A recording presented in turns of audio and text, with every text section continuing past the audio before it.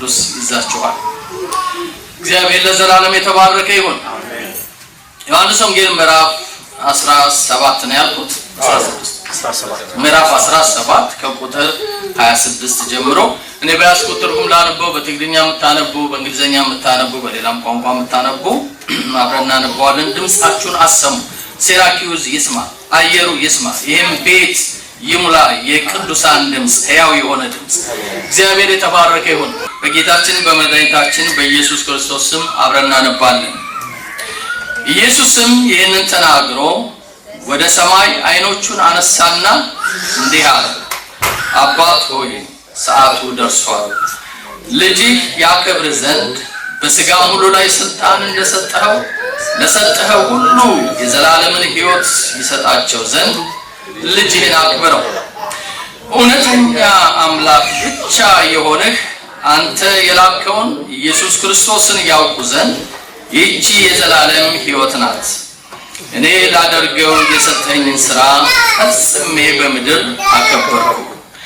አሁንም አባት ሆይ ዓለም ሳይፈጠር በአንተ ዘንድ በነበረ ክብር አንተ በራስህ ዘንድ አክብረኝ። ቁጥር 6 ከዓለም ለሰጠኸኝ ሰዎች ስምህን ገለጥኩላቸው። ያንተ የነበሩ ለኔ ሰጠሃቸው፣ ቃልህንም ጠብቀዋል። የሰጠኝንም ሁሉ ካንተ እንደሆነ አሁን ያውቃሉ። የሰጠኝን ቃል ሰጥቻቸዋለሁና እነርሱም ተቀበሉት። ካንተም ዘንድ እንደወጣው በእውነት አወቁ፣ አንተም እንደላከኝ አመኑ። እኔ ስለነዚህ እለምንሃለሁ፣ ስለ ዓለም አልለምንህም፣ ስለሰጠኝ እንጂ ያንተ ናቸውና የእኔም የሆነ ሁሉ ያንተ ነውና ያንተውም የእኔ ነው። እኔ ስለነርሱ ከብሬአለሁ። ቁጥር 11 ከዚህም በኋላ በዓለም አይደሉም፣ እነርሱ በዓለም ናቸው። ከዚህም በኋላ በዓለም አይደለሁም፣ እነርሱ በዓለም ናቸው፣ እኔም ወደ አንተ እመጣለሁ። ቅዱስ አባት ሆይ እነዚህን የሰጠኸኝን እንደኛ አንድ እንዲሆኑ በስምህ ጠብቃቸው። ከእነርሱ ጋር በዓለም ሳለሁ የሰጠኸኝን በስምህ እኔ ጠብቃቸው ነበር፣ ጠበቅኳቸው። መጽሐፉም እንዲፈጸም ከጥፋት ልጅ በቀር ከእነርሱ ማንም አልጠፋም።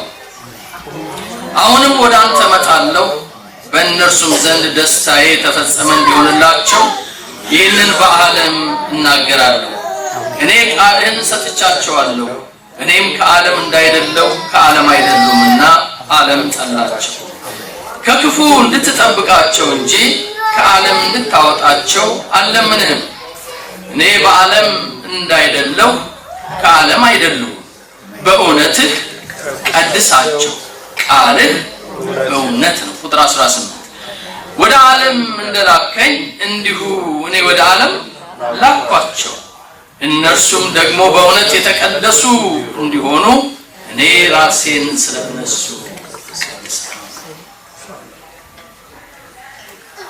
አሜን። ቁጥር 20 ሁሉም አንድ ይሆኑ ዘንድ ከቃላቸውም የተነሳ በእኔ ስለሚያምኑ ደግሞ እንጂ ስለነዚህ ብቻ አልለምንህም። አንተ እንደላከኝ ዓለም ያምን ዘንድ አንተ አባት ሆይ በእኔ እንዳለህ እኔም በአንተ እነርሱም ደግሞ በእኛ አንድ ይሆኑ ዘንድ እለምንሃለሁ። እኛም አንድ እንደሆንን አንድ ይሆኑ ዘንድ እኔም በእነርሱ አንተም በእኔ ስትሆን በአንድ ፍጹማን እንዲሆኑ የሰጠኸኝን ክብር እኔ ሰጥቻቸዋለሁ። እንዲሁም ዓለም አንተ እንደላከኝ በወደድክም መጠን እነርሱን ደግሞ ወዳቸዋል እንደወደድካቸው ያውቃሉ። አባት ሆይ ዓለም ሳይፈጠር ስለወደድከኝ የሰጠኝን ክብሬን እንዲያዩ እኔ ባለሁበት በሰጠኝ እነርሱ ደግሞ ከኔ ጋር የሆኑ ዘንድ እወዳለሁ። ጻድቅ አባት ሆይ ዓለም አላወቀ፣ እኔ ግን አወቅሁ። እነዚህም አንተ እንደላከኝ አወቁ። እኔንም የወደድክባት ፍቅር በእነርሱ እንድትሆን እኔም በእነርሱ ስምህን አስታወቅኳቸው አስታወቅኳቸው። አሜን። ይሄ ተጸልዮልናል። አሜን። ከዚህ በላይ ጸሎት የለም። ይሄ ልመና ተለምኖልናል። እንደተለመነው ደግሞ ሆኖልናል። ጌታ ይባረክ። ቅዱስ አባት እጅግ አድርገን እናመሰግናለን። አሜን። እኛ ማንን ለዚህ ክብር ለመብቃት እኛ ማንን? ሰው ምንድነው ታስበው ዘንድ ልቤን ስትጥበት ዘንድ የሰው ልጅ ምንድነው? እንደ ኢምንት የሆነን ግን ለልጅህ ለኢየሱስ ክርስቶስ ስጦታ አድርገህ ሰጠህን። አሜን። ጊፍት አድርገህ ነው የሰጠህን። አሜን። ጠቅልለህ በደም በንጹህ ልብስ በዋይት ጋርመንት በዛ በፈሰሰው ደም ቀድሰህ አጥበህ ስጦታ አድርገህ ለናዝሬቱ ኢየሱስ ለምትወደው ልጅህ ሰጠህን። አሜን። ለዚህ ነው የጸለይልን አንተ የሰጠኸኝ ዋት ጊፍት ግን ማንረባ ግን ደግሞ ድንቅ ስጦታ ብዙ አቅም የሌለን ብዙ ስፍራ የሌለን ግን ደግሞ ለምትወደው ልጅ ስጦታ አድርገህ የሰጠህን ጌታ ሆይ እንዴት አይነት አሰራር ነው! በአብና በወልድ በመንፈስ ቅዱስ በስላሴ ምክር ቤት በስላሴ ካውንስል ስለኛ የተደረገው ምን አይነት ተአምር ነው! እቺ ትንሹ አእምሮአችን አይገባትም። ትንሹ ህይወታችን አይገባው። ጠፊ በሆነ በዚህ ምድር ነገር የተያዘው ኑሯችን እንዲህ አይነቱ እጅግ ሰፊ የሆነ ምስጢር ብዙ አይገባንም። ግን አንድ ነገር እናውቃለን። የተወደድንበት መወደድ ልክና መጠን የለውም። አሜን። እዚህ ፍቅር ስለወደድከን እናመሰግናለን። አሜን። ያ ፍቅር ነው የሰበሰበን። ያ ፍቅር ነው ከነገር ከቋንቋ ከወገን ከተለያየ ቦታ አምጥቶ አንድ ላይ ያቆመን። ያ ፍቅር ነው በአንድ ልሳን በአንድ አንደበት ኢየሱስ ጌታ ነው እንድንል ያደረገን። አሜን።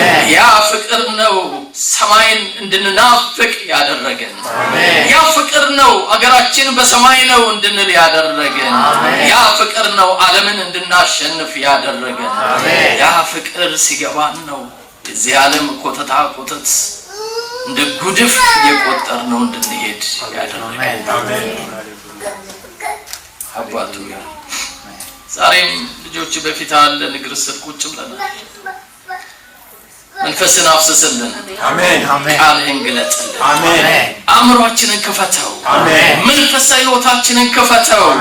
እንደመጣን ሆነን አንሄድ። ወደ ተለየ ዳይሜንሽን ውስጥ የሚያስገባ ያንተ አብሮነት በመካከላችን ይሁን። አሜን። ያ በጭንቅ ሰዓት የተጸለየ ጸሎት ዛሬ እኛ ጋር መልእክት ሆኖ ደርሷል።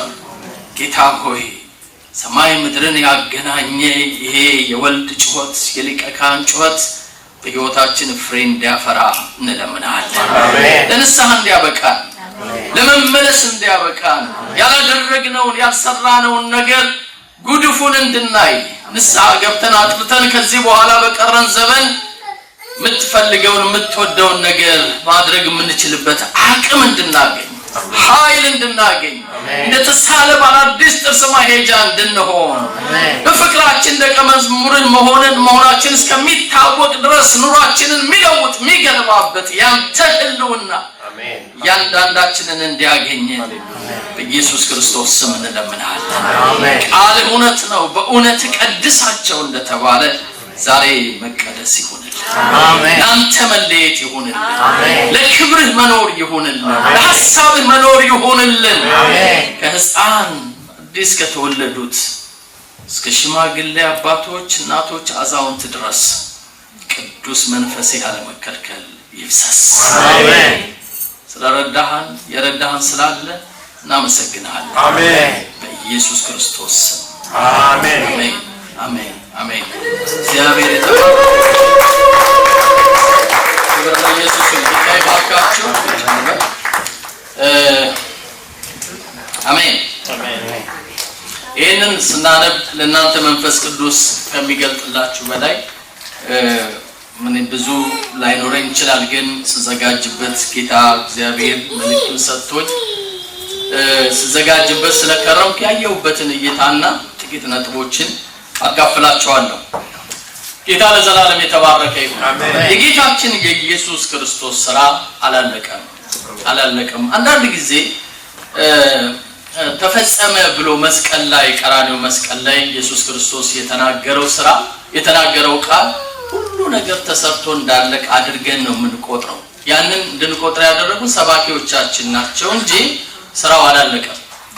ገና የሚቀጥል ነው። ገና ይቀጥላል። ጌታ ይባረክ። ምንድነው የተፈጸመው ከተባለ እዛ ላይ የብሉይ ኪዳን ሕግ የሚጠይቀው ያ ለአምልኮ የተሰጠ የሴሬሞኒያል ሎው ወይ ደግሞ ለእስራኤል ሕዝቦች በእግዚአብሔር ፊት እንዲያቀርቡት ያለው መስዋዕቱ የበጉ፣ የጥጃው፣ የዋነሱ፣ የርግቡ እነዛ ስርዓቶች በሙሉ ቀራንዮ መስቀል ላይ ተፈጸሙ። አሜን። ይሄን ነው የምናውቀው። ምክንያቱም የሱ ደም ሲፈስ የሱ መስዋዕትነት በትክክል ቦታውን ይዞ አብ ሳቲስፋይ ሲሆን ሲረካ እግዚአብሔር አብ ያን ጊዜ ጌታ ምን አለ? ተፈጸመ አለ። በቃ አለቀ። ጌታ ለዘላለም ይባረክ። ስለዚህ ማንም በክርስቶስ ቢሆን አሁን ኩነኔ የለበትም ተባለ። የተፈጸመው እሱ ነው። አለቀ ማለት ነው። ያ ተፈጸመ ያለው ቃል ልክ ሲናገር የቤተ መቅደሱ መጋረጃ ከላይ እስከ ታች ለሁለት ምን ሆነ? ተቀደደና ሰዎች ወደ አብ መግባት ቻሉ። ወደ ቅድስተ ቅዱሳኑ መግባት ቻሉ። ክብር ለኢየሱስ ይሁን። የማይደፈረውን የዓለማትን ፈጣሪ ኃያሉን እግዚአብሔርን እሱን እንድናገኘው አክሰስ አገኘን። መብት አገኘን። ከሱ ጋር እንድንኖር በሩ ተከፈተልን። ስለዚህ ኢየሱስ ክርስቶስ ምን አለ? ተፈጸመ። ይሄ የተፈጸመው የኢየሱስ ክርስቶስ ሥራ የሚገርመው ከ3 ቀን በኋላ ጌታችን ኢየሱስ ክርስቶስ ሲነሳ ያንን የጀመረውን ሥራ መስራት ጀመረ አይደል? ሉቃስ በሐዋርያት ሥራ ላይ እንደጻፈልን ኢየሱስ ክርስቶስ ከሞት ከተነሳ በኋላ ቀድሞ ያደርገው እንደነበረ ስለ እግዚአብሔር መንግስት እየሰበከ እያስተማረ 40 ቀን ያክል ከነሱ ጋር ኖረ ይላል አይደል? ይሄን አላነበብንም? አንብበናል። ምን አደረገ ማለት ነው? ስራውን ቀጠለ። መቼ ሲሰራው የነበረው ልክ 30 ዓመት ሆኖ ተጠምቆ ሲሰራ የነበረውን ስራ አሁን ያንን የሕጉን ፓርት የደህንነቱን ፓርት የሚሰራውን ነገር ጨረሰና ከዛ በኋላ ባለው ጊዜ ከትንሣኤ በኋላ ስራውን ቀጠለ።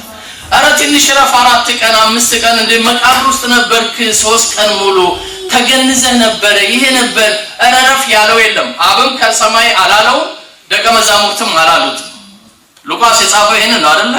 እንደውም መጀመሪያ እንደሚያስተምረው አግሬሲቭሊ የእግዚአብሔርን መንግስት፣ የእግዚአብሔርን ቃል፣ የእግዚአብሔርን ሐሳብ ይሰራ ጀመረ። ለዛው አጭር ጊዜ እንዳለው ለቫኬሽን የምትመስል 40 ቀን ብቻ ምድር ላይ እንደሚቆይ አውቆ እያወቀ ያንን ስራውን ሰራ። ኦኬ። ይሄን ከሆነ በኋላ ደቀ መዛሙርትን አስጠነቀቃቸው። በዛ ተራራ ላይ ወስዶ ያላቸው ምንድነው? ኃይል እስከምትቀበሉ ድረስ ከኢየሩሳሌም እንዳትወጡ። ለምንድነው ኃይል የሚያስፈልጋቸው? የጀመረው ስራ አለ፣ እየሰራ ያለው ስራ አለ፣ ከሞትም ከትንሣኤም በኋላ ያደረገው ስራ አለ። ይሄንን ስራ እንድትቀጥሉ ምን ያስፈልጋቸዋል ነው ያላቸው? ኃይል ያስፈልጋቸዋል። ስራው በጣም አስፈላጊ ነው። እስከ መቼ ነው የሚቀጥለው? እስከ ዓለም ፍጻሜ። ማቴዎስ 28 ላይ ይሄን ብሏቸዋል አይደለ? እንግዲህ ሂዱና ወንጌልን ለፍጥረት ሁሉ ስበኩ፣ በአብ በወልድ በመንፈስ ቅዱስም እያጠመቃችሁ ደቀ መዛሙርት ያድርጓቸው፣ እኔ እስከ ዓለም ፍጻሜ ድረስ ከእናንተ ጋር እሆናለሁ። ጌታ ለዘላለም ይባረክ። ስለዚህ የኢየሱስ ክርስቶስ ስራ አላለቀም፣ እየሰራ ነው። ዛሬም ይሰራል፣ አሁንም ይሰራል። እኛም ካለፍን በኋላ ጌታ ካልመጣ ከልጆቻችን ጋር ይሰራል፣ ከትውልድ ጋር ይሰራል፣ ከደካማው ጋር ይሰራል፣ ከብርቱ ጋር ይሰራል፣ ልቡ ከተዘጋጀው ጋር ይሰራል። መንፈስ ከነካው ሰው ጋር ይሄ የሰማይ አምላክ ይሰራል። አሜን። ስለዚህ ኢየሱስ ክርስቶስ ስራ ያላለቀ ነው። ይሄን ነው የሚናገረው። እዚህ ክፍል ላይ የምንመለከተው ጸሎቱን ጸልዮ ሲጨርስ ቁጥር 26 ከታች ወደ ላይ ነው የሚሄደው። ቁጥር 26 ላይ ምንድነው የምትሉት? እኔን በወደድክበት ፍቅር በእነርሱ እንድትሆን እኔም በእነርሱ ስምህን ምን አልኳቸው ይላል? አስታወቅኳቸው ካለ በኋላ ምን አደርግላቸዋለሁ? እስኪ ያነበባችሁ ምንድነው የሚለው? ገና ምን እላቸዋለሁ ነው የሚለው? አስታውቃቸዋለሁ፣ ገና ነግራቸዋለሁ። አያችሁ፣ ወደፊት የሚቀጥል ነገር አለ። ሲውላችሁም ለራሳችሁ ኢየሱስ ከኔ ጋር መስራቱን ይቀጥላል በሉ። ኢየሱስ ከኔ ጋር መስራቱን ይቀጥላል። ኢየሱስ ከኛ ጋር መስራቱን ገና ይቀጥላል። ኢየሱስ ከቤተ ክርስቲያኖቻችን ጋር መስራቱን ይቀጥላል። ኢየሱስ ከዚህ ህብረት ጋር መስራቱን ይቀጥላል። ኢየሱስ በህይወታችን መስራቱን ይቀጥላል። አያቆምም። ሊያቆመው የሚችል ማንም የለም። ኢሳይያስ ላይ ሲናገር እሰራለሁ የሚከለክለኝስ ማን ነው? እጄንስ የሚይዛት ማን ነው? ስለዚህ ይሰራል። ጌታ ገና ይሰራል። አሜን፣ ይሰራል። አሜን። ይህንን ክፍል በጸሎት ደረጃ ስናየው 3 ፓርት እንዳለው እናውቃለን። የመጀመሪያው ስለራሱ የጸለየበት ነው። ምንም ልንነካው አንችልም። ያን ስለራሱ የጸለየው የተመለሰ ጸሎት ብላችሁ ልትይዙት ትችላላችሁ። ከ1 እስከ 5 ያለው ያነበቡ ቀድሞ በነበረ ቦታ ምን በላይ ነው የሚለው? አክብረኝ፣ ወደዛ ክብር መልሰኝ ነው የሚለው። የፊልጵስዩስ ምዕራፍ 2 ላይ ከአምላክ ጋር መስተካከልን እንደሚገባ ስላልቆጠረ ራሱን ባዶ አደረገ። የሰውን መልክ የባሪያን መልክ ይዞ እስከ ሞት ድረስ ምን ሆነ ነው የሚለው? የታዘዘ ሆነ። ስለዚህ እግዚአብሔር ያለ ልክ ከፍ ከፍ ያለ ስም ሰጠው። በላይ በሰማይ በታች በምድር ከምድር በታች ያለ ሁሉ ለዚህ ስም ምን እንዲበረከት። ኦኬ፣ ራሱን ባዶ አድርጎ ነው የመጣው። አምላክ ነው፣ እግዚአብሔር ወልድ ነው። ሲመጣ ራሱን ባዶ አድርጎ መጣ። አሁን ቀኑ ሲደርስ ጥቂት ሰዓታት ነፍሱን ለመስጠት ጥቂት ጊዜያቶች ሲቀሩት የጸለየው ጸሎት ምንድነው? አባት ሆይ ቀድሞ በነበረኝ ስፍራ አክብረኝ። ጌታ ለዘላለም ይባረክ። ይሄ ጸሎት ተመልሷል። መመለሱን መጀመሪያ ማን ነው የነገረን? መስዋዕት የሆነው እስጢፋኖስ ነው አይደል? እስጢፋኖስ የነገረን በድንጋይ እየወገሩት እየደበደቡት እስከ ሞት ድረስ ያ ሁሉ ሰው እጁን እየጫነበት ድንገት ሰማይ ተከፈተ። አሜን። ማንን አየው ነው የሚለው? ኢየሱስን በአብ ቀኝ ቆሞ ምን አልኩት? አከበረኝ። ያ ክብር አገኘው፣ እዛ ቦታ ላይ ተገኘ ማለት። ከቁጥር 6 ጀምረን እስከ ቁጥር 19 ያለውን ካየነው ደግሞ ጌታ ኢየሱስ ክርስቶስ የሰራው ስራና አጠገቡ ላሉ ሐዋርያት የጸለየው ጸሎት ነው። የሰራው ስራ ምንድነው? የሰጠኸኝን ቃል ሰጥቻቸዋለሁ፣ ለኔ ያደረካቸውን እኔ ጠብቄያቸዋለሁ። ከዚህ በኋላ ባለው ደግሞ አንተ ራስህ ምን በላቸው? ጠብቃቸው። እኔ ከዓለም ስላልሆንኩ እነሱም ከዓለም አይደሉም። አሁን ግን እኔ መሄጃዬ ደርሷል፣ እነሱ ግን እዚህ ዓለም ላይ ተዋቸዋለሁ። ስለዚህ በዚህ ዓለም ምን አድርጋቸው ነው የሚለው? ጠብቃቸው። ከዓለም እንድታወጣቸው አልልም። ይኖሩ በዓለም ውስጥ ግን በዛው ባሉበት ቦታ ያንተ ፕሮቴክሽን ያስፈልጋቸዋል። አግዳቸው፣ ጠብቃቸው፣ አሰማራቸው። እግዚአብሔር የተባረከ ይሁን። ይሄ ጸሎት ባይመለስ ኖሮ አንድም ሐዋርያ ኢየሱስ ጌታ ነው ብሎ ሰብኮ ቤቱ መግባት አይችልም ነበር። በዛ በሮም አገዛዝ እጅግ አስቸጋሪ ከባድ በሆነ መርፌ እንኳን ብትጠፋ ልትፈልጋ ልትገኝ በምትችልበት የሮማ ወታደሮች መላውን ዓለም በተቆጣጠሩበት የፈረስ ኮቴያቸው እጅግ በጣም አስደንጋጭ በሆነበት በዛ ጨለማ ዘመን እነዚህ የኢየሱስ ክርስቶስ ሐዋርያት በእግዚአብሔር ጥበቃ ወንጌልን ሰበኩ። ክብር ለኢየሱስ ይሁን። ምን አድርጋቸው ብሏል? ጠብቃቸው ብሏል። ይሄንን ለኛ ከወሰድነው ወገኖች ቅድም እንደሰማነው አረጋሽ እንደነገረች ምስክርነት፣ እልፌ እንደነገረች ምስክርነት የሚጠብቀን ጌታ አይተኛም፣ አያንቀላፋም፣ ይጠብቀናል። የትኛውም አይነት መከራ ጊዜ ውስጥ ብናልፍ የሚጠብቀን ጌታ ከኛ ጋር አለ። አሜን። ታስታውሳላችሁ የመጀመሪያዎቹ ዮሐንስና ጴጥሮስ ናቸው። ተያዙ፣ ታሰሩ። ሁለተኛ በዚህ ስም እንዳትናገሩ ብለው ደብድበው ሸኟቸው። ግን እነሱ ለማን እንታዘዛሉ? ለሱ እንታዘዝ ወይስ ለእናንተ እንታዘዝ? እሱን እናስደስት ወይስ እናንተ እናስደስት? ስለዚህ እናንተን ከምንታዘዝ እሱን ብንታዘዝ ይሻላልና በጌታ ስም እንናገራለን አሉ፣ ተናገሩ፣ ቀጠሉ። አገልግሎታቸው አልቆመም። ምክንያቱም ጌታ ምን ብሏቸዋል? ጠብቃቸው፣ ጠብቃቸው። ለዛውም በምን ነው ጠብቃቸው ያለው? በስምህ ጠብቃቸው። የእግዚአብሔር ስም የጸና ግንብ ነው። ጻድቅ ወደ እርሱ ሮጦ ምን ይላል? ከፍ ከፍ ይላል። ክብር ለኢየሱስ ይሁን። የሚጠብቅ ነው፣ የተመለሰ ነው ልላችሁ። ዛሬ የምንነጋገርበት ከቁጥር 20 እስከ ቁጥር 26 ያለውን ክፍል ነው።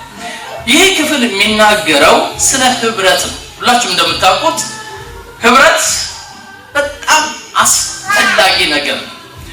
እንደ ምርጫ የምንወስደው ነገር አይደለም። የቅዱሳን ህብረት ሲመቸን የምናደርገው፣ ሳይመቸን ማናደርገው አይደለም። እኔ ፓስተር ስለሆንኩ አይደለም ይሄን የምነግራችሁ፣ ግን ማንኛውም ክርስቲያን የሆነ ሰው አጥብቆ ሊናገረው የሚገባው ነገር ቢኖር የቅዱሳን ህብረት በጣም አስፈላጊ መሆኑን ነው። ጌታ ይባረክ። የቅዱሳን ህብረት ጉባኤ ከመሙላት ያለፈ ነው። የክርስቲያኖችን ቁጥር ከመጨመር ያለፈ ነው። የቅዱሳን ህብረት በውጭ ያሉትን ከማስቀናት ያለፈ ነው። ኢንፋክት እዛ ሰፈር አይደለንም ያለነው፣ ማንንም እናስቀናው የለንም። የቅዱሳን ህብረት ግን ሁል ጊዜ ልናደርገው የሚገባ፣ ለማድረግ ደግሞ እግዚአብሔር አቅም እንዲሰጠን ልንጸልይበት የሚገባ ነገር ነው። የቅዱሳን ህብረት ደግሜ እንዳነበው ፈልጋለሁ። እንደዚህ ይላል፣ ሁሉም አንድ ይሆኑ ዘንድ ከቃላቸውም የተነሳ በእኔ ስለሚያምኑ ደግሞ እንጂ ስለነዚህ ብቻ አልልህም ይላል። ስለነዚህ ብቻ አልልህም ማለት ስለነዛ ስለ 12 ሐዋርያት ብቻ ሳይሆን ስለኛም ነው። አገኛችሁ? ስለነዚህ ብቻ ሲል እነሱ አጠገቡ ናቸው አይደል? ስለነዚህ ብቻ አልልም፣ ከዚህ በኋላ በእኔ ያመኑ የሚመጡ በጣም ብዙ ሚሊዮኖች፣ ቢሊዮኖች አሉ። ስለነሱ ሁሉ ነው ምለምን ይላል። የሶስተኛው የሊቀ ካህናችን የጸሎት ፓኬጁ የሚለው ስለነዚህ ብቻ አይደለም ምልህ፣ ስለ ዮሐንስ፣ ስለ ጴጥሮስ፣ ስለ ያዕቆብ፣ ስለ ቶማስ፣ ስለነዚህ አይደለም ምልህ። እነዚህ እንዳሉ ናቸው፣ ግን በእኔ ስለሚያምኑ ስለ ሌሎቹ ገና ስላልመጡት በየትውልዱ ስለሚጨመሩ ስለነሱ ሁሉ ነው የምለምን። ከዛ በኋላ ምን ይላል? አንተ እንደላከኝ ዓለም ያምን ዘንድ አንተ አባት ሆይ በእኔ እንዳለ እኔም ባንተ እነርሱ ደግሞ በእኛ ስንት የሆኑ ዘንድ 15 ሚሊዮን 100 ሚሊዮን ወይ አሁን ቁጥር እንደሚቆጠረው ክርስቲያኑ በዓለም ላይ ከ8.4 ቢሊዮን ውስጥ አሁን ወደ 2.8 ቢሊዮን ተጠግተናል። አይ ቲንክ ወደ 3 ቢሊዮን ገብተናል። ከፍተኛው ቁጥር ያለው የክርስቲያን ቁጥር ነው አሁን በዓለም ላይ ያለው በነምበር ደረጃ ማለት ነው። እንደዛ መልቲቲዩድ እንዲሆኑ ነው እንደ ጌታ ያለው አይደለም። ስንት እንዲሆኑ ነው ያለው? እስኪ እንናገረው። ስንት እንዲሆኑ? አንዱን ከግሪክ፣ አንዱን ከፋርስ፣ ሌላውን ከአፍሪካ፣ አንደኛውን ከኤሽያ፣ ሌሎቹን ከዌስተርን ሀገር አምጥቶ ስንት እንዲሆኑ? ክብር ለኢየሱስ ይሁን። አንዱን ደካማ፣ አንዱን ብርቱ፣ አንዱን የተማረ፣ አንዱ ያልተማረ፣ አንዱ ሀብታም፣ ሌላው ድሃ፣ ይሄ ሁሉ ሆኖ ስንት እንዲሆኑ? አንድ እንዲሆኑ። እግዚአብሔር ለዘላለም የተባረከ ይሁን። እንኳን ይህንን ጸሎት ኢየሱስ ጸለየልን። አሜን ትላላችሁ? አሜን። ጌታ ይባረክ። እንኳን ጸለየልን። ምክንያቱም የአንድ የመሆን ምስጢር ከማንም ሰው በላይ የሚገባው እሱ ነው። ህብረትን ያስተማረን እግዚአብሔር አብ፣ እግዚአብሔር ወልድ፣ እግዚአብሔር መንፈስ ቅዱስ አሐዱ አምላክ እንላለን አይደል? አንድ አምላክ እንላለን አይደል? የአብ ያለው ፍቅር፣ የወልድ ያለው ህብረት፣ የመንፈስ ቅዱስ ያለው እነዚህ ሁሉ አንድ ሆነው ዓለምን ፈጥረዋል፣ ዓለምን ይመራሉ፣ ዓለምን ያስተዳድራሉ፣ ዘላለማዊን ይዘዋል፣ አልፋ ኦሜጋ ሆነዋል። ስንፈልግ አንድ አድርገን እንጠራቸዋለን፣ እግዚአብሔር እንላለን። ሲያስፈልገን ደግሞ አባዬ እንለዋለን። ወልድን ደግሞ ጌታ ኢየሱስ አዳኜ እንለዋለን። ግን አንዱን ስንጠራ ሁሉን እየጠራን እዚህ ቤት ሰው እስቲ አሜን በሉ። አንዱን ስንጠራ ወልድንም መንፈስ ቅዱስንም አብንም እየጠራን የሥላሴ ምስጢር ይሄ ነው። የሥላሴ ትምህርት ይሄ ነው። እግዚአብሔር ለዘላለም ይባረክ። ሊጸልይልን አይችልም። ከሱ በላይ ያንን ምስጢር የሚያውቅ የሚገባው ማንም ሊናገር አይችልም። ተመልከቱ ጌታ ኢየሱስ ክርስቶስ ከዚህ በረት ያልሆኑ ሌሎች አሉ ብሏል አይደል? ከዚህ በረት ከአይሁድ ውጪ የሆኑ ግሪኮች አሉ፣ ሮማውያኖች አሉ፣ አሕዛብ አሉ፣ በጣም ብዙ ሰው አለ። እነሱን ሁሉ ላመጣ ነው የሚሄደው ብሏል። ስለዚህ ከተለያየ ነገር ቋንቋ ዘር አምጥቶ ስንት ያደርግ ዘንድ ዛሬ እንደዚህ ጸልያለሁ። ህብረታችንን አንድነታችንን ሊያቃልል ዘርንም ምክንያት አድርጎ ስታትስንም ምክንያት አድርጎ ነገሮችን ምክንያት አድርጎ የተነሳ የአውሬው ጉልበት በኢየሱስ ክርስቶስ ስም የፈረሰ ይሁን። አሜን አሜን አሜን ብትሉ አሜን። እንደልቻችንን ሊወጋን ይፈልጋል። አንተ እኮ የከለዘርና አንተ እኮ ያሰርና አንተ እኮ ይሄነ እንደ እሱ እንደዚህ ብላ እሱ እንደዚህ ብለው ሊበትን የሚወጣ የአጋንንት ኃይል ሁልጊዜ ስራው ይሄ ስለሆነ ከኤደን ገነት ጀምሮ መለያየት ስለሆነ መበተን ስለሆነ ጉድለት መቁጠር ስለሆነ ጣልቃ መግባት ስለሆነ የሰይጣን ስራ ያንን የምንመታው አንድ ስንሆን አሜን። ጌታ ይጸልዩ እነርሱ በእኔ እኔም በእነርሱ እኛም አንድ ላይ ስንት እንሆን ዘንድ ይለዋል። አንድ እንሆን ዘንድ እለምናለሁ። ለመነ ወልድ የሚያስለምን እኮ ብዙ ነገር እኮ አለ ወገኖቼ። ከጥቂት ደቂቃ በኋላ እኮ 40 ጅራፍ ይጠብቀዋል። ከጥቂት ደቂቃ በኋላ እኮ የሾህ አክሊል ይጠብቀዋል።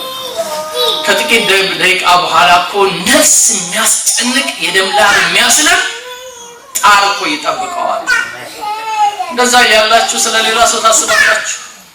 እዛ ቦታ ላይ ሆኖ ዝንጀሮ አለች እንደሚባለው መጀመሪያ መቀመጫ ይናለችው መጀመሪያ ሲኔ ሰርቫይቭ ላድርግ ነው አይደለም እንለው እኛ።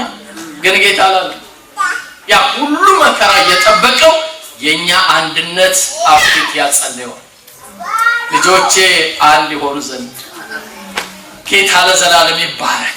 ቋንቋ ሳያግዳቸው ሁኔታ ሳያግዳቸው አንድ ይሆኑ ዘንድ እኔና አንተ አንድ እንደሆነ ያልከውን ምለው የተናገርከውን ምናገረው ያሳየኝን ማደርገው እኔ ምለው ምሰማኝ። አላዛር መቃብር ቆሞ ጌታ ኢየሱስ የጸለየውን ጸሎት ሁላችንም እናስታውሳለን አይደል? እንደምትሰማኝ ምን እላለሁ አውቃለሁ። ሌላ ኮሪጅም ጸሎት አልጸለይም፣ እንደሚሰማው ያውቃል። አሜን። ክብር ለኢየሱስ ይሁን። ምክንያቱም አብ ጋር ያለው ድምጽ ወልድ ጋር አለ፣ ወልድ ጋር ያለው ድምጽ መንፈስ ቅዱስ ጋር አለ። ስለ መንፈስ ቅዱስ ዮሐንስ 16 ላይ ሲናገር የተናገረው ምንድነው? ምነግራችሁ ብዙ ነገር ነበረኛል፣ ግን መንፈስ ቅዱስ መጥቶ እሱ ምን ይላችኋል አለ ይነግራችሁ። which means እኔ ጋር ያለው ነገር ሁሉ ማጋር አለ፣ መንፈስ ቅዱስ ጋር አለ። አቤት አንድ ማለት እኔ ደስ ይለኛል። አንዳንድ ጊዜ ልናገረው ያለውን ነገር ከቅዱሳን መካከል አንዱ ቀድሞ ሲናገር ታስት ይሄ እኮ የመንፈስ ኮኔክሽን ነው እላለሁ። እግዚአብሔር ይሄንን ይፍታል። አሜን። ሲበደም አሜን በሉ። አሜን። ያልከው አይገባኝም፣ እኔ ከኔ ንግግር አይገባኝም ከማለት እግዚአብሔር ያድናችሁ። አሜን። ምነው አሜን በትሉ። አንዳንድ ጊዜ የሚስት ንግግር እንኳን ላይገባችሁ ይችላል። ከዚህ በኋላ ግን ይገባል። አሜን። ያንን ሴንስ የሚያደርግ ስፒሪት ውስጣችን ሲኖር አንድነታችን የጠነከረ ይሆናል። አሜን። ያንን ነው የለመነው አንድ ይሆኑ ዘንድ። ልቀጥል። እኛም ይላል ቁጥር 22 ላይ እኛም አንድ እንደሆንን አንድ ይሆኑ ዘንድ እኔም በእነርሱ አንተም በእኔ ስትሆን በአንድ ፍጹማን እንዲሆኑ የሰጠኸኝን ክብር እኔ ሰጥቻቸዋለሁ። ወደ አጠገባችሁ እንድታውሉ ይፈልጋለሁ። እንደው አየት አድርጉት። አንዳንዶቻችሁ ባልንት ሆናችሁ ተቀምጣችሁ ይችላል። ሽማግሌዎች እዚህ ያላችሁ አየት አድርጉና እስኪ ይሄን ሐሳብ ተመልከቱት። ምን እንደሚል ታውቃላችሁ? ክብር የሚመጣው አንድ በመሆን ነው። በረከታችሁ ለምንድን ነው የሰጠንን ክብር የሰጠን? ለሱ የተሰጠውን ክብር እኮ ለኛ የሰጠን ቃሉ ደግሜ ላምረው ምን ይሆኑ ዘንድ ነው የሚለው? አንድ ይሆኑ ዘንድ ነው ይሄን ክብር የሰጠኋቸው። ሲባካችሁ ህብረታችን ክብር ነው በሉና ተናገሩ። ዘይት ህብረታችን ክብር ነው። ስንት ያጋንንት ካም በእነዚህ 2 ቀናት ሴራኪውስ ላይ እንደፈረሰ አንደኛችንም አናውቅም ካልተገለጠልን ካልበራልን በስተቀር። ከዛ ነርታችሁ ስትመጡ፣ ከዛ ያላችሁ ተዘጋጅታችሁ ስትመጡ፣ ከዚህ ያላችሁ ልጆቻችሁ የተንጫጩ ሳይመቻቸው አብራችሁ ስትሆኑ ስንት ነገር አየሩ ላይ እንደተመታ እግዚአብሔር ይግለጥላችሁ።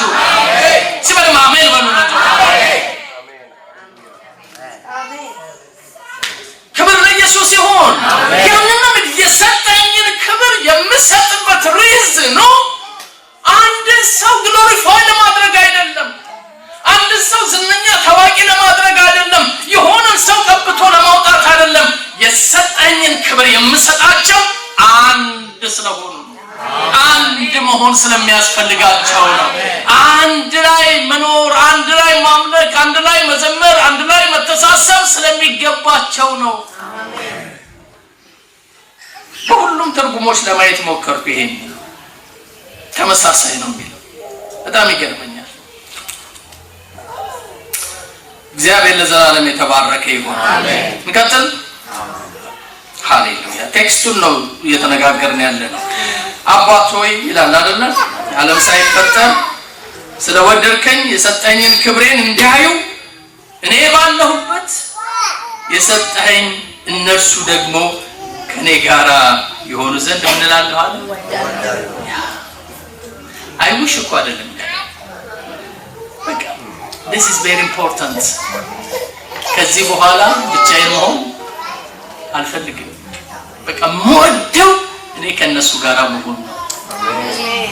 ለዚህ ሆነ እንደ ቀድሞ የነገረን ሁለቱም ሶስትም ሆናችሁ በስሜ በተሰበሰባችሁበት እኔ በዛ።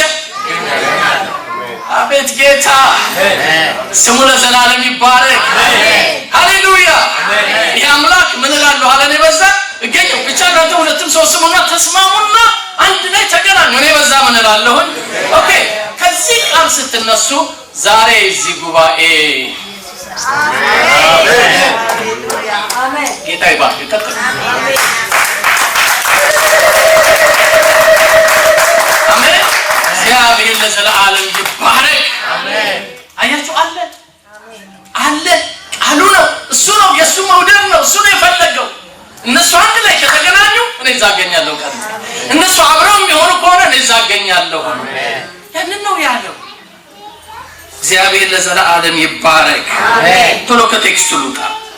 ይሄን ወዳለው አለ ቁጥር 25 ጻድቅ አባት ሆይ ዓለም አላወቀም፣ እኔ ግን አወቅኩ፣ እነዚህም አንተ እንደላከኝ አወቁ። ዓለም እውነት አላወቀም ሲል አላወቁት፣ ጎረቤቶቻችን አላወቁትም። እኛ ግን አወቅነው።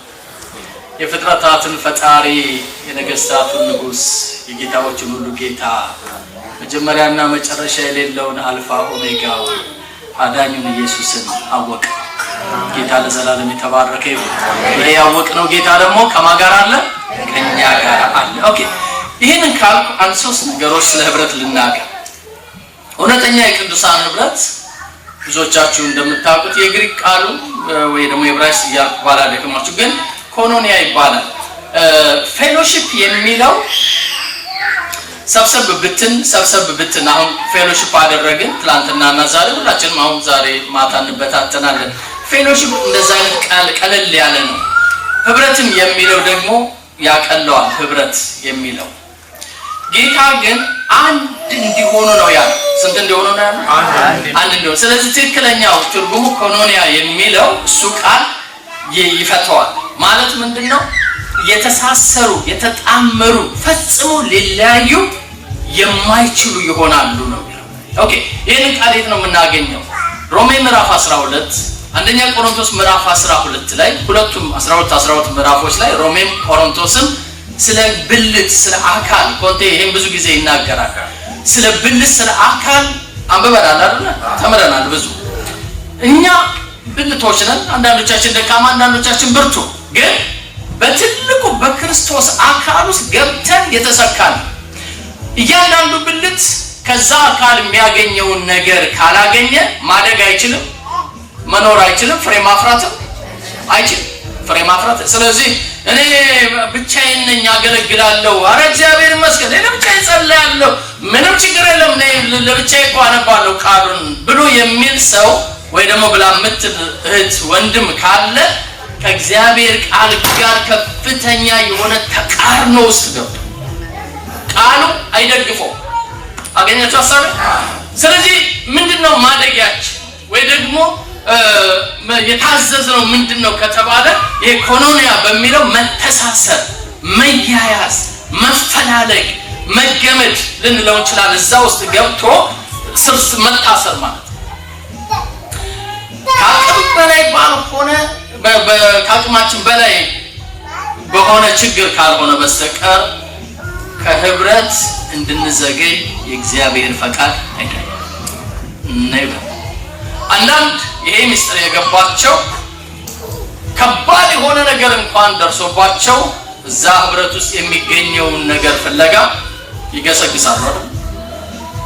መዝሙር 133 እንደሚለው ወንድሞች በህብረት ቢቀመጡ መልካም ነው፣ እነሆ ያማረ ነው። እግዚአብሔር በዚያ ምንና ምንን አዟል? ሕይወትንና በረከትን አዟል። ከላይ ከአሮን ጢም ጀምሮ በጋርመንቱ ላይ እንደሚፈስ ዘይት በአርሞኒየም ተራራ ላይ እንዳለ ጠል ከላይ ወደታች እንደሚፈስ እንደዚሁ ይፈሳል፣ ያረሰርሰዋል፣ ያገኘዋል። ትዳራችንን፣ ልጆቻችንን፣ ቤታችንን፣ ጤናችንን፣ ኢኮኖሚያችንን የሚነካው የሚያገኘው ያ በህብረት ውስጥ የሚመጣ በረከት ነው። አሜን በሉልኝ። እዚህ አሜን። ክብር ለኢየሱስ ይሁን። እግዚአብሔር በዛ ምን ብሏል ነው የሚለው? መድቧል፣ አዘጋጅቷል። የተዘጋጀ ነው። መውሰድ ነው፣ መቅዳት ነው፣ መጠቀም ነው። ከዚህ ስንቀር ብዙ ነገር ነው የሚቀረው። ትዳራችን ውስጥ የሚፈጠረው ቤታችን፣ ኑሯችን ላይ፣ ጤናችንም ላይ፣ መንፈሳዊ ህይወታችን ላይ ከሁሉ በላይ። ስለዚህ ያ የተዘጋጀው በረከት ለኛ ያስፈልገናል። ኮኖኒያ የሚለው መተሳሰብ ወይ ደግሞ ከአንድ ምንጭ መቅዳት፣ ከአንድ ቦታ መመገብ፣ ከአንዱ ገበታ መውሰድ። ይሄ በጣም ኢምፖርታንት ነው። እንደዚህ ልናገር። ምንድነው ጥቅሙ? የወንጌል የህብረት ጥቅሙ ምንድነው ካልን 5 ነጥቦችን ልንገራችሁ። ምናልባት ምጽፉ ካላችሁ የመጀመሪያው መንፈሳዊ እርካታ። ሁሉ ሰው መንፈሳዊ እርካታ ይበላል። satisfaction is very important ወገኖቼ። በኢኮኖሚ የሚመጣ ወይ ኢቭን በራሳችን ጤና እንኳን የሚመጣ እርካታ ሙሉ አይደለም። አንዳንዶቻችን ጎበዞች ነን፣ እንደፈለግን መዝለል መሮጥ እንችላለን። በዚህ የሚመጣ እርካታ በጣም ውስን ነው። አለው ራሱን የቻለ ደስታ አለው፣ ራሱን የቻለ እርካታ አለው። ግን በዛ የሚገኘው ሙሉ አይደለም። እውነተኛ እርካታ ምን እንደው ታውቃላችሁ? መንፈሳዊ እርካታ ነው። አሜን። በመንፈስ ሳትስፋይ የሆነ ሰው እዚህ ቤት ሰው አለ፣ ድምጽ አለ፣ የሰማችሁ? በመንፈሱ የረካ ሰው፣ በመንፈሱ ሐሴት ያደረገ ሰው ጌታ ይባረክ። ሰላችሁ ጌታ ኢየሱስ ክርስቶስ ደቀ መዛሙርት የእግዚአብሔር መንግስት ሚስጥር ማወቅ ቻሉ፣ ተገለጠላቸው ማለት ነው። እና ያን ጊዜ ምን ይላል? ጌታ በመንፈሱ ሐሴት አደረገና አይደለም ይላል። እስቲ እንበለው አንድ ላይ በምን እስቲ ደግሞልኝ ነገር በመንፈሱ ሐሴት አደረገና ምን አለ? ቅዱስ አባት ሆይ ከጠቢባን ካዋቂዎች ሰውረህ ለእነዚህ ሕፃናት የመንግስትን ምስጢር ስለገለጥክላቸው አመሰግናለሁ። አሜን። ክብር ለኢየሱስ ይሁን። እግዚአብሔር ይህንን መንፈሳዊ እርካታ በሕይወታችሁ ላይ ያውዛው፣ ይጨምረው። ምንም ቢኖረን መርካት አንችልም። አንዱን ስትደፍኑት ሌላ ቀዳዳ ይመጣል። ይሄኛውን ሜንቴን አደረግን ስትሉ ሌላ ያልታሰበ ነገር ይመጣል። በመንፈሱ የረካ ሰው ግን በማንኛውም ሲቹዌሽን ውስጥ በየትኛውም ሁኔታ ውስጥ አምላኩን ያገለግላል። አሜን። መንፈሳዊ እርካታ ብሎ ልባካችሁ ደግሞ ባርኩልኝ፣ አጠገባችኋለሁ። ከመንፈሳዊ እርካታ እግዚአብሔር አያውድል በሉና ባርኩልኝ። አሜን አሜን አሜን አሜን አሜን አሜን አሜን አሜን። አያውድላችሁ ወገኖች። ብዙ ነገር ይጎለናል። እኔ ያለኝ አንድነት የለውም፣ አንድነት ያለው ኮንቴ የለም፣ ኮንቴ ያለው ጋሽታዴ የለው። የለን አንድ አይነት እኮ መሆን የለብን። ግን ሁላችንም አንድ ነገር ሊኖረን ያስፈልጋል። በመንፈስ መርካት። ሲበንም አሜን በሉ ልባካችሁ። በምን መርካት? መንፈሳዊ ዓለም ላይ ከጌታ ጋር ባለን ህብረት፣ እርስ በርስ ባለን ህብረት በዛ ሳትስፋይ እንሆናለን። ይሄ የተጸለየው ጸሎት በአእምሯችሁ ጸሎት መስቀልን የሚያክል ትልቅ መከራ ከፊቱ ተደቅኖ በርካታ ነው የሚጸልየው። አቤት ይላል እነዚህ የሰጠኝ ስጦታዎች። ስለ እነሱ እኮ ነው የሚያስበው። እነዚህ ቃልህን ተቀበሉ፣ የሰጠኝ ቃል ሰጥቷቸው። እነዚህ ደግሞ በጣም ብርቅ ናቸው፣ ድንቅ ናቸው። ከኛ ጋር ምን ይሆኑ? አንድ ይሁኑ። ምን ነው ዝም አላችሁ? እግዚአብሔር ይባረክ። ስላሴ ማህበር ላይ ወስዶ የቀላቀለን ጌታ ለዘላለም ይባረክ። አሜን። አንዳንድ ሰዎች እኮ ሊቀበሉ እንኳን ሲፈልጉ ይጠይቁናል።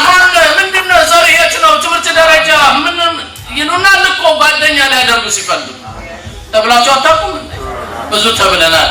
ያላለን የስላሴ ማህበርተኛ ያደረገን፣ የአብ ወዳጅ ያደረገን፣ የወልድ ወዳጅ ያደረገን፣ የመንፈስ ቅዱስ ወዳጅ ያደረገን፣ የማይገባን ህብረት ውስጥ ወስዶ የከተተን ጌታ ለዘላለም ይባረክ።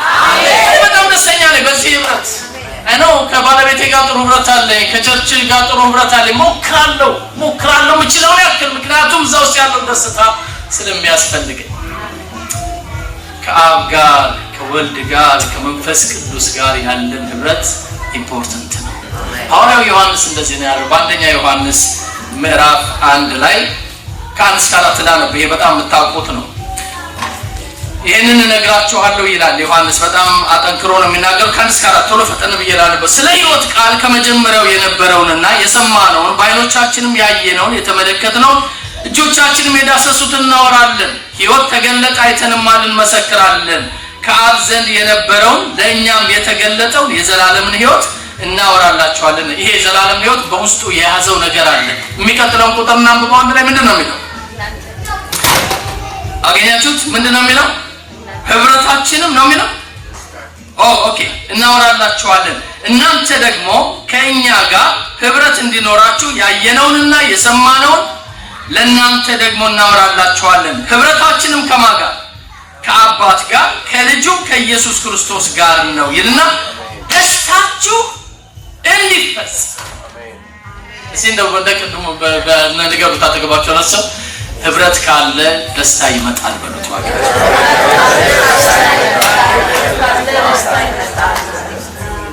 ሰው ሐዘንተኛ የሚሆነው መቼ መሰላችሁ? ከመንፈሳዊ ህብረት ሲጎድል ምንም ወርቅ ብታነጥፉለት ደስተኛ ነገር አታዩ። እውነት ነው። ጀኒውን የሆነ ህብረት ከአብ ጋር ከወልድ ጋር ከመንፈስ ቅዱስ ጋር ከቅዱሳን ጋር ዮሐንስ እኮ የሚለው ከአብ ጋር ብቻ እኮ አይደለም። ህብረታችሁ ደግሞ ከማን ጋር? ከኛ ጋራም እንዲሆን ይላል። ይሄንን ባደረጋችሁ ጊዜ ምናችሁ ይላል? ደስታችሁ እንዲፈጸም ነው ይሄንን ሚስጥር ምነግራችሁ ይላል። እኔም ዛሬ ቆሜ የምናገረው በሚቀጥሉት ዓመታት የእግዚአብሔር መለኮታዊ ደስታ ዲቫይን ጆይ ዲቫይን ሬስት በህይወታችሁ ላይ እንዲበዛ። አሜን። ክብር ለኢየሱስ ይሁን። ይሄንን አጥብቀን ብንይዘው ይሆናል። ስለዚህ መንፈሳዊ እርካታ ያመጣል። ሁለተኛው ምግብ ነው። ህብረት የምናድግበት ምግብ ነው። በምግብ ሰውነታችን ያድጋል አይደል? በህብረት ውስጥ ደግሞ ያድጋል። አማኝ በጣም ነው የሚያድገው። ሶስተኛው ከአደጋ መዳኛችን ነው ህብረታችን። እኔ ለእናንተ ጸልያለሁ፣ እናንተ ለእኔ ትጸልያላችሁ፣ እርስ በራሳችን እንጸልያለን። ከተወረወረ አደጋ ከየትኛው መቅሰፍት የምንድነው በዚህ ህብረት ነው። አሜን። ታስታውሳላችሁ ሐዋርያው ጴጥሮስ እስር ቤት ነበር አለ። ሐዋርያ ሥራም እንደሚነግረን እስር ቤት ገብቶ ያለ በቤተ ክርስቲያን ብርቱ ጸሎት ይደረግ ነበር ይላል። ጴጥሮስ እኮ ተስፋ ቆርጦ ተኝቷል አይደል? እንቅልፍ አልወሰደው። ለዛው ኮሽታ የማይሰማ እንቅልፍ የሞት ያክል አይደል? መልአኩ መጥቶ ጎኑን በመልአክ ጡጫ ከመመታት ከዚህ ባሰ እንቅልፍ ያለ አይመስለኝም። ተነስ፣ ምን ላድርግ? ጫማ ታጠቅ፣ ከዛ ቀበቶን ታጠቅ፣ ከዛ በኋላ ተነስ ተከተለኝ። ይሄ ሁሉ ሲሆን ድብን ያለ እንቅልፍ ውስጥ ነው ያለ። ምክንያቱም ከወጣ በኋላ በህልም ይሁን በውን አላወቀም። ምን አይነት ምንድነው የሚባለው? በቃ ሄዷል እኮ ሰውዬው። የለም ግን ያልተኙ እንቅልፍ ባይኔ አይዞርም ያሉ ጉልበታቸውን መሬት ላይ ያንበረከኩ ጴጥሮስን አድንልን ያሉ በህብረት የሚጸልዩ ወገኖች ዛ ከተማው ሰፈር ሃሌሉያ እግዚአብሔር ለዘላለም ይባረክ። አሜን። አንድ ቀን መንፈስ ቅዱስ ይቀሰቅሰኛል። ጸልይ ይለኛል። ምን ልጸልይ ጌታ? ማታ መስገኛ ነው የተኛው ደክሞኛል። ጸልይ ይመጣል የሆነ ነገር። ትንሽ ከተንበረከኩ በኋላ ስም ይመጣል፣ ፒክቸር ይመጣል፣ ሰው ይመጣል። በቃ ይቀጥላል ከዛ እና ዘማዶ ጌታ ስራ ሰርቷል። አንዳንድ ብልሆች ደግሞ ጥቂቶች አላችሁ እዚህ መካከል የሆነ ችግር ሲመጣ ለሊትም ቢሆን ይደውላሉ። ፓስተር ጸልይ፣ እንዲህ አይነት ነገር ሆኗል ጸልይ። አያችሁ የህብረት ምስጢር የገባቸው ናቸው እነሱ። አሜን አሜን አሜን። ስለዚህ ወገኖች ጌታን እጅግ አድርጌ አመሰግናለሁ። ጸልይ ለምን ያስፈልገናል? ጸሎት፣ የጸሎት እርዳታ፣ የጸሎት ድጋፍ አሜን ያብዛላችሁ። ክብር ለኢየሱስ ይሁን። እና ጊዜ ደስ ይለኛል። ምን አይነት ህብረትን የሚወዱ ሰዎች ናቸው። ሰውን ከእንቅልፉ በኩል ለሌሊት ቀስቅሰው ተመልከት የሚሉ አረ ይሄን ነፃነት እግዚአብሔር ይስጣችሁ። አሜን አሜን ይስጣችሁ። ለምሳሌ እዚህ ምድር ላይ ነው የምንጠቀምበት። እዛ ሄዳችሁ በኋላ እኮ የለም እኮ አለ እንዴ? አንድ ጊዜ ከተሰራበትም በኋላ ሄደን ነው የለም፣ እዚሁ ነው። ስለዚህ ከአደጋ መዳኛችን ነው። አራተኛው ጠላታችንን ዲያብሎስን የምናሸንፍበት ሚስጥር ህብረታችን። እንደ አምስተኛ ከወሰዳችሁት ነፍሳትን የምናድንበት ማግኔት ነው። አሜን አሜን። ማግኔት ታውቃላችሁ አይደል? ብረቱን ሁሉ ነው ያለበት የሚሰበስበው። ወጥተን ከምንናገረው ይልቅ በህብረት መቀመጣችን ያመጣቸዋል። ብዙ ጊዜ ስትመሰክሩ የሚላችሁ እናንተ መቼ ራሳችሁ አንድ ሆናችሁ ከተማው ሲያ ሌላ ነው፣ ይሄ ሌላ ነው የሚያወራው፣ ይሄ ሌላ ነው የሚያወራው አይደለም እንባባል ነው። እንቅፋት እሱ አይደል እንዴ? እስቲ ወደ ህብረታችን እንመለስ። እግዚአብሔር ይመልሰን። በትጋት ይሄን እናድርገው። ጀኒውሊ እንስራው። ካያላችሁ በየከተማው የት እንሂድ ማን ያድነናል የሚሉ ሰዎች አረ እነሱ ጋር ጸሎት አለ፣ እነሱ ጋር ፍቅር አለ፣ እነሱ ጋር ሲሄድ ነፃነት ይሰማኛል የሚሉ ይበዛሉ። አሁን ችግራችን ምንድነው? እኔ ካልተናገርኳችሁ ሌላ ማን ይናገራችኋል? ችግራችን አሁን እዚሁ መካከል እንኳን ሆነ ይሄን ህብረት አጥብቀን የማንይዝ ብዙ ወገኖች አሉ። በጣም ብዙ ወገኖች አሉ። ንፋስ እያስገባን እንደሆነ እንኳን አይገባን። ጠላት ክሪቲሳይዝ እንዲያደርገን በር እየከፈትን እንኳን እንደሆነ አናውቅም። እኔ ራሴን እንገራችሁ። በመቼም ይህን ስብከት ይሰማዋል፣ ቢሰማው ደስ ይለኛል። አንድ አገልጋይ ባይብል ስኩል ልከን እናስተምራለን። ከክፍለ ሀገር የመጣ ይፋት ብዙ ነው የምንልከው፣ ግን ይሄ አገልጋይ በጣም ጎበዝ ነው፣ ያገለግላል። መድረኩ ሲይዝ በቃ ምንድነው አቧራው ይጨሳል። እሱ ከያዘ ሲዘምርም ሲያስመልክም በጣም ደስ ይለናል። እኔም ቁጭ ብዬ መስማት ወዳለሁ። እና ከብዙ ጊዜ በኋላ ግን አንዳንድ ኮምፕሌን የሚያደርጉ እህቶች መጡ ቤተክርስቲያናችን። ኧረ እባክህ ይሉኛል። አይ ተው አትንኩት ማለት ጀመርኩ። ስላገለገለ ነው ምን አደረጋች? ይማራል። እንደገና ደግሞ ለሊት አዳር ጸሎት አይቀርም ቸርች ውስጥ ነው ያለው። ምንድነው የምትሉት? ይሄን ልጅ ተውት። በኋላ አዩኝና አይ በቃ ፓስተር እሱን እንዲነካበት አይፈልግም፣ ስለዚህ ብለው ዝም አሉ። ይሄ ልጅ እየሄደ የሚያደርገው ሌላ ኃጢአት አይደለም የሚያደርገው፣ ግን ያወራል። በቃ ባይብል ስኩል ያወራል። ላገኘው ተጋብዞ ለመጣው አገልጋይ ተከትሎ ይሄድና ከሱ ጋር ያወራል። ምን ይሄ ቸርች እኮ ቸርች መሰለህ እንዴ? ሲሪየስሊ ከልቤ እኮ ነው የምላችሁ። አይ በቃ አይሰማም እኮ ፓስተሩ ይላል ሲጀምር። የቸርች እኮ አስተዳደር እኮ በቃ ምንም በቃ ያወራል። ቀላሉ ነገር በቃ ሄደው የምላችሁ። በኋላ ይሄን ሰማውና ባይብል ስኩል የሚያስተምሩን ጓደኞች የነበሩና ይሄን ልጅ አንድ ነገር በለው፣ እኛ የምናውቀው ቸርቹንም አንተንም በሌላ መልኩ ነው፣ እሱ ግን ለተማሪዎች የሚያወራው ሌላ ነው። አሁን ጠራሁና አነጋገርኩ። ምንድነው የምሰማው አልኩት። ደነገጠ። እንደዚህ ነው የምታገለግለው? እዚህ መድረክ ላይ የምትቆመው? እኛ ሁላችንም አንተ ስትናገር ስታስመልክ ደስ ብሎን ነው የምናመልከው። ምንድነው ሳትስፋይ ያልሆንክበት? የከፈልን ማስተማራችን ነው የጎዳ? የኪስ ገንዘብ መስጠት ምንድነው? በጣም አዘንኩ፣ አልጠበቅኩም። ምን ቢለኝ ጥሩ ነው ይሄ ወጣት ልጅ አሁን አገልጋይ ነው። ፓስተር እጅህን ምላሴ ላይ ጭነህ ጸልይ። ሲሪየስ ከልቤ እኮ ነው የምላችሁ። እኔ ምላሴ ያስገድለኛል። እማስበውን አይደለም የምናገረው። የምናገረው በቃ ሰው ሳገኝ ስለሌላው ሰው ክሪቲሳይዝ ማድረግ ነው። እና ይሄ ከልጅነቴ ጀምሮ ነው። እባክህ ጸልይልኝ አላለቀሰ። አይደንት ነው እንደዛ አይነት አጋንንትና በሽታ እንዳለ እስከዛ ድረስ አላየሁም። ሰዎች ሲያሙ ወደው የሚያሙ ነው የሚመስለኝ። ነቀፌታ ሲያሙ ወደው ነቀፌታ ለካ ስፒሪት ነው፣ ህብረትን የሚበትን መንፈስ ነው። እኔ ዛን ቀን ከዛ ልጅ ጋር አብሬ እያለቀስኩ ጸለይኩ። ይሄንን ተሸክሞ ነው መድረክ የሚቆመው። እሸሻለሁ አለ። አንዳንድ ቀን ሲነግረኝ ሰው እንዳላገኝና እንዳልበክል እሸሻለሁ አለ። ሰው ማያገኝ ግን ካገኘው አይቀርም። ካገኘው ስለ ዘማሪ ቢሆን ስለ ሰባኪ ቢሆን ስለ ቤተ ክርስቲያን ቢሆን ኔጌቲቭን ነገር አወራለሁ። ጾም ጸሎት ይዘን ጸለይ ነው የዘፋስ እግዚአብሔር እንደሚፈራ አደረገ። አንዳንድ እህቶች በዚህ የምትቸገሩ ትኖራላችሁ። አንዳንድ ወንድሞች የምትቸገሩ ትወዱታላችሁ። ቸርቻችሁን የእናንተ ነው። ከእናንተ ግን ሌላ ከውጭ የመጣ ሰው የሆነ ነገር አይ እባክህ እኛ ቸርች ምን አለ ብለህ ነው የምትሉ ዛሬ ጸልያለሁ። ይሄንን አመት ቢቀጥለውን አመት ይሄ መንፈስ ተከትሏችሁ አይሰራም። የሚሰብረው ጌታ ይሰብረዋል። የሚነቅለው ጌታ ይነቅለዋል። ሲያደርግ ስላየው ነው ወገኖች። ደግሞ ጄኒውሊ ንስሐ እንግባ። እንደዛ አይነት መንፈስ የሚያስቸግረን ካለ እንደ ዳዊት እኮ አለ ሰዎች እንኳን በተቃወሙ ጊዜ ክፉ ተናግሬ እንዳልበድል መልአክህን ላክ፣ አፌን ዝጋው ወይ ደግሞ ዝም እንድል ለጉመኝ። እንግዲህ አስቸግሮት ነው ንጉሱ ዳዊት። ሌላ ምን ትላላችሁ? እንዲህ አይነት ስፒሪት ህብረትን ያበላሻል። ስለዚህ እውነተኛ ነፍሳትን ምን ማረክበት ማግኔታችን ፍቅራችን ነው። ስለዚህ ልባርካችሁ። እናንተ ማጠገባችሁ ያለውን ሰው ባርኩ። እግዚአብሔር በዚህ ፍቅር ይባርክ ማለት ነው። በደም ነገር እግዚአብሔር በዚህ ፍቅር ይባርክ። እግዚአብሔር በዚህ ፍቅር ይባርክ። አሜን። አይ ብሊቭ ሮቸስተር፣ ባፈሎ፣ ሴራኪውስ ቤተክርስቲያናት በዚህ ይፈወሳል። በዚህ በጌታችን በኢየሱስ ክርስቶስ ጸሎት ፍሬ እናፈራለን። በዚህ ሊቀ ካህናችን በማንደደው ምልጃ በሚቀጥሉት ዘመናት ፍሬ እናፈራለን። እግዚአብሔር የተባረከ ይሁን።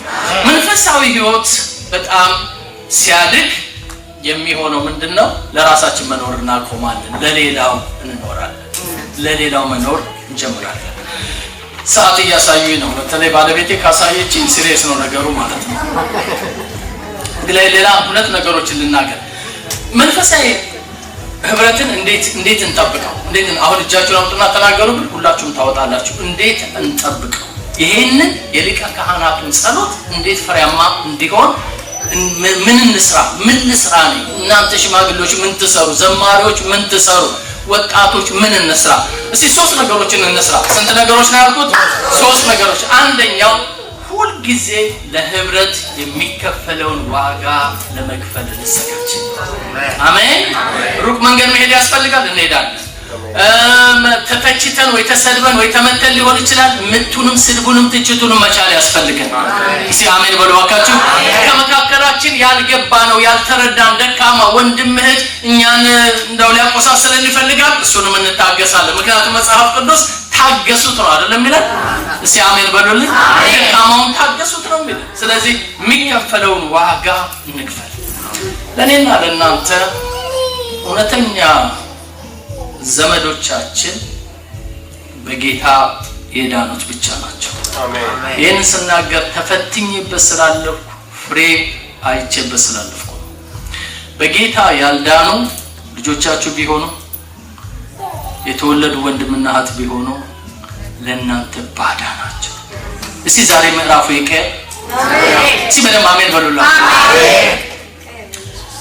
እኔ 18 ወንድምና እህቶች አሉ። ከቁጥር በላይ ነው አይደል? ማርች ደረገተ ሶስተኛ ልጅ ነው ለቤት። ሁሉ ጊዜ ሰብስቤ ሳገኛቸው እምላቸው 18ቱን ማግኘት ይከብዳል አንዳንድ ጊዜ፣ ግን እምላቸው ጌታን እስካላገኛችሁ ድረስ you are nothing for me። ይሄን ሁሉ ጊዜ እኮ የምናገረው ምንም አይደላችሁ። አንድ ጊዜ ታሪክ እያበዛው ነው ሲቀር ግን እሺ ዘመድ በሉ ሁላችሁ ዘመድ ባዳ በሉ እሺ ባዳ። ኦኬ ይሄን ታውቃላችሁ አይደል? አበሻ እንደው ከባዳ ዘመድ ይሻላል። ግን ከዘመድ ባዳ ይሻላል ምን? አይ ምንም ትንሽ ስጋ እንደ መርፌ ተወጋ። ሌላም ተረት አውቃለሁ። አይምሰላችሁ። ሁሉም ወደ ስጋ ዘመድ ነው የሚያድለው። ያ ባይሆን ኖሮ እኔ ኦሮሞ ነኝ፣ እኔ አማራ ነኝ፣ እኔ ትግሬ ነኝ፣ እኔ ይሄ ቤተክርስቲያን ምን ሊያደርግ ይመጣል? ይሄ በሽታ እኮ ነው ጭንቅላታችንን ናራችንን እያዞረን ያለው። እግዚአብሔር ይንቀለው ይሄን ነው። አሜን ይንቀለው በኢየሱስ ስም። አስፈልገንም ይሄን አሜን። ለኛ ሪል ዘመዶቻችን የዳኑ ወንድምና እህቶቻችን ናቸው። አሜን። ስለዚህ አሜን ብሎ ልጅም ቢሆን ካልዳነ አንድ ቦታ ላይ እንለየዋለን። እኔ ሁሉ ሪል ዘመድ የምትሆነው ጌታን የተቀበለችለት የዛን ቀን አቤት ትርትራንትና እነዚህ ልጆች እንደዳኑ ስሰማ የተደሰትኩ ደስታ አያችኋለሁ እዛ መንግስተ ሰማያት። ምክንያቱም ጌታን ስለተቀበሉ። ካልዳነችስ ምን ታደርገ? ጧሪ ብቻ ልትሆን ትችላለች። ግን ደግሞ ከእግዚአብሔር በላይ ጧሪ አለ እንዴ? ከሁለተኛ ክርስቲያን ወንድምና እህት በላይ የሚጦር አለ እንዴ? ልጅ ይሰለቻል እኮ። ሚስጥር የገባቸው ክርስቲያኖች እስከ መቃብር ይሸኛቸዋል። እዛ ደግሞ እንገናኛለን ባይ ባይ ባይ ባይ ብለው ነው የሚሸኛቸው አይደል እንዴ? እዛ አብረን ወይ ጎን ለጎን ቆም ይሆናል። ይሄንን የሰጠን ጌታ ይባላል። ስለዚህ ፈልጉ ዘመዶቻችሁ። ሐዋርያ ጳውሎስ ትናንትና ዴቪልን ያነበበው ሐዋርያ ሥራ ምዕራፍ 17 ላይ የሰበከው ስብከት እንዴ ከናንተ እኮ አንዳንዶቹ እኛ የእግዚአብሔር ዘመዶች ነን ብለዋል አይደል የሚለው። የእግዚአብሔር ዘመድ ያደረገን ጌታ ኢየሱስ በዘላለም ስሙ ይባላል። ስለዚህ ያንን ፈልጉ ባካችሁ። እዚህ አንድ ሰባኪ ይመጣል። ሁለተኛው ልናገር። ሁለተኛው በመንፈስ መያያዝ። ይሄንን እስቲ እንደው አጠገባችሁ ካለ ሰው ጋር ተያያዙ። እንደዚህ እንደው እጁን ጨብጡት። እንደው ልብ ለልብም ያርግልን። እልፌን ያዟት። ኦኬ። በመንፈስ ምን መሆን ነው የሚለው? መያያዝ። መጽሐፍ ቅዱስ የሚለን በመንፈስ ማሰሪያ። አያችሁ ምንድን ነው የሚለው? በመንፈስ ማሰሪያ ተሳሰሩ፣ ተያያዙ፣ አትለያዩ። ንፋሱ ኃይለኛ ነው፣ ማዕበሉ ኃይለኛ ነው፣ ነገሩ ክፉ ነው፣ ሊለይ ነው የሚፈልገው። እናንተ የጌታ ልጆች ግን ምን ሆኖ ነው የሚለው? ተያያዙ። በምን? በመንፈስ። እግዚአብሔር ለዘላለም የተባረከ ይሁን። በመንፈስ እንያዝ። ለስጋ እናደላው ነው ለወገኔ ይጠቅማል የሚል ተረት ውስጥ አንገባም። በመንፈስ እንያዝ። መንፈሳዊ አቅም ነው የምናገኘው። ሶስተኛውና የመጨረሻው ይሄን ተናግረን እንጸልያለን። ንጹህ ልብ ይኖራል። አሜን። ንጹህ ልብ በሉልኝ። በደልን የማይቆጥር ይቅርታ የሚያደርግ የትላንቱን በደል የማያስታውስ እግዚአብሔር ለዘላለም ይባረክ። ንጹህ ልብ እግዚአብሔር ይፍጠርልን። አሜን። ይሄንን ያብዛልን። ያ ንጹህ ልብ፣ ያ ቅን ልብ፣ ያ እግዚአብሔርን የሚያከብር ልብ ህብረት ውስጥ ከተገኘ መድኃኒት ነው፣ ፈውስ ነው። በረሃው አቅልጦን ብንመጣ በዛ በወንድማችን በእህታችን ንጹህ ልብ ላይ እርፍ እንላለን። ለክፉ ይሰጠኛል አንልም፣ ይጎደኛል አንልም፣ ያማኛል አንልም፣ ወይ ደግሞ ጉዳይን አውጥቶ ውጪ ያወራዋል አንልም። እግዚአብሔር ንጹህ ልብ ይፍጠርልን። ለዚህ ነው ሐዋርያው ጳውሎስ ምን ይላል? የጌታን ስም በንጹህ ልብ ከሚጠሩ ጋር ከነሱ ጋር አብረህ ሁን ይለዋል ለጢሞቴዎስ። አይገርምም? በምን ይለዋል? በንጹህ።